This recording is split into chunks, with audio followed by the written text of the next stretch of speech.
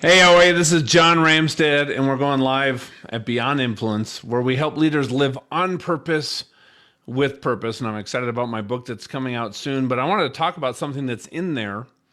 It's how do we build trust? What is the one key thing, the one thing that we can do to build trust? I want you to think about trust as like a bank. It's a giant bank account, and we either make trust deposits or we make withdrawals. And the fastest way that we can build trust with our team, with people around us and people in our life is actually stop taking those withdrawals. And here is something I've seen in virtually every team that I've worked with, in every company that I've been a part of, that is a cancer, and it destroys trust. I want you to think about the last time somebody came up to you and said, "Hey, I heard you got in a fight with somebody. I heard you didn't do a good job on that presentation or that project." And what you realize is people were talking about you behind your back. People were saying negative things about you. And guess what we all do? We know that if somebody says something negative about us or negative about somebody else to us, they're going to talk that way about us when we leave the room. And here's the thing is, that is called gossip. And let's define it. First of all, gossip is saying something negative to somebody else about someone if they're not part of the problem or not part of the solution. And this has actually become a big part of our vernacular and our vocabulary in our conversations. And when we can stop gossip, we can change an organization and a culture literally overnight.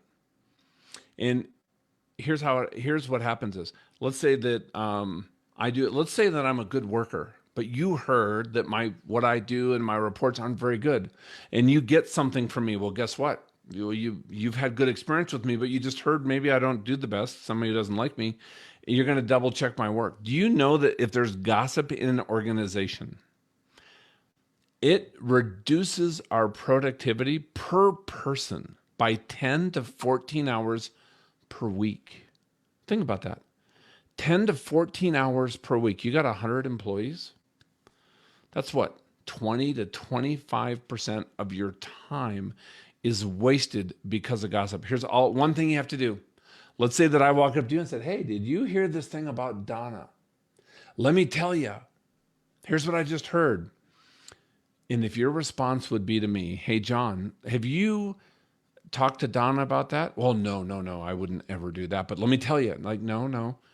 You need to go have a conversation with Donna before you come and talk to me. And you know what? If you need help with that, after you have a conversation with Donna, I'd be happy to help. But if you have something that's not positive, or you don't like her work or the way that she interacted with somebody, you need to have that conversation directly with her.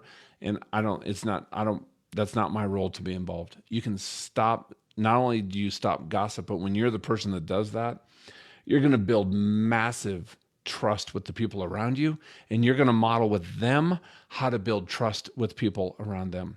So think about that. Next time somebody comes up to you to talk about somebody else, and you know you're not part of the problem or part of the solution, and coming up to somebody say, "Well, let me get your take on this, and how would you handle the situation?" Let them go try first. A lot of people think they're part of the solution, but they're soliciting gossip. So think about that. Do you solicit gossip? Do you talk about great ideas? Do you talk about people?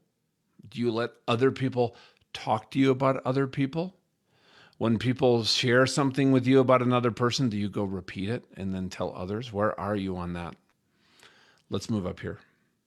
All right, man, go create an extraordinary culture and relationships, because now more than ever, we need to be at our best, help others to be at their best, because there is a lot to do in this world, in business, in society, in our relationships, in our churches, in the organizations that we're a part of.